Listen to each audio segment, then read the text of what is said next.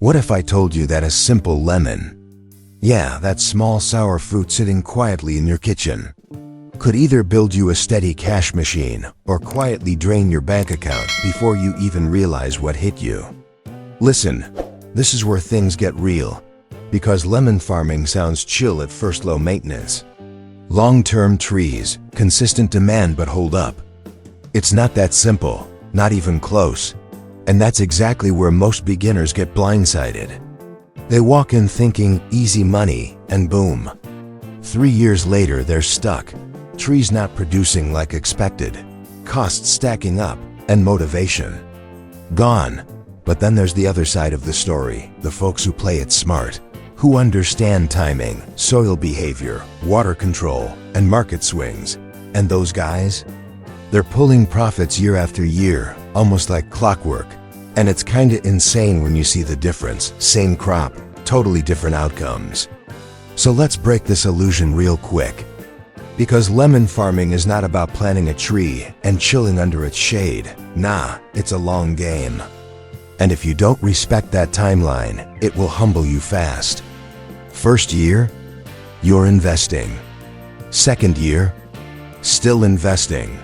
Third year, maybe, just maybe, you start seeing some returns.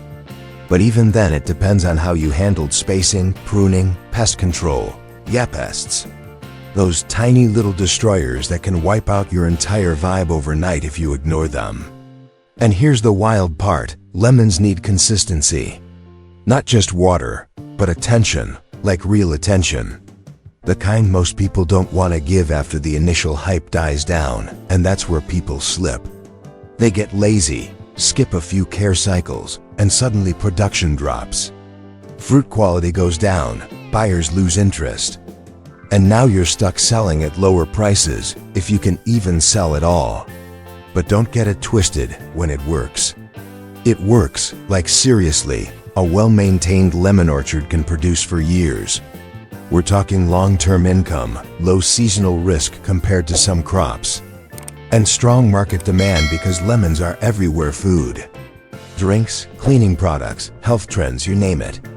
But here's the kicker, timing your market entry? That's the cheat code nobody talks about. Because if you hit the market when supply is high, prices drop, simple economics. And suddenly your profitable farm feels like a bad deal. But if you plan smart, manage harvest timing, maybe even control storage a bit, now you're playing a whole different game. And let's talk about costs real quick, because people love ignoring this part. Land prep, saplings, irrigation setup, fertilizers. Labor adds up quick, and if you're not budgeting right, you're already in trouble before your first lemon even shows up. And don't even get me started on weather shifts.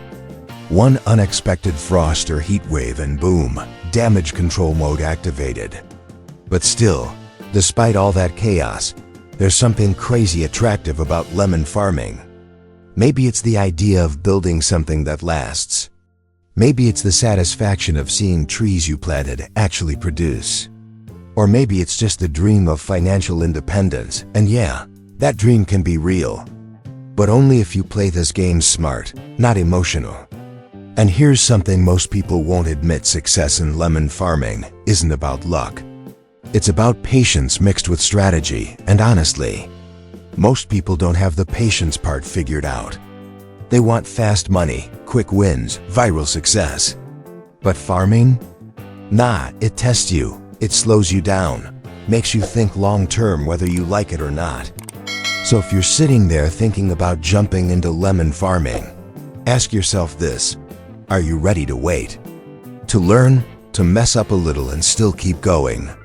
Or are you just chasing the idea of easy profit that might not even exist the way you imagine it? Because at the end of the day, lemon farming can absolutely change your financial game. Or it can quietly become your biggest regret. And the difference between those two outcomes?